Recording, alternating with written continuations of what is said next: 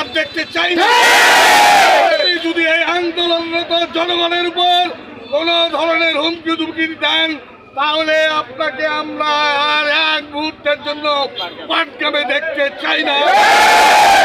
এই সড়ক পথ রেলপথ যেমন অবরুদ্ধ হয়েছে, আপনিও সেই ঘুষখোর ওসিকে আমরা অবরুদ্ধ করে আমরা এই লালমিয়া জেলা সুযোগ্য জেলা পুলিশ সুপার মহোদয়কে অনুরোধ রাখবো যে এই ঘুষখোর ওসিকে আপনি 48 ঘন্টার মধ্যে প্রত্যাহার করবেন।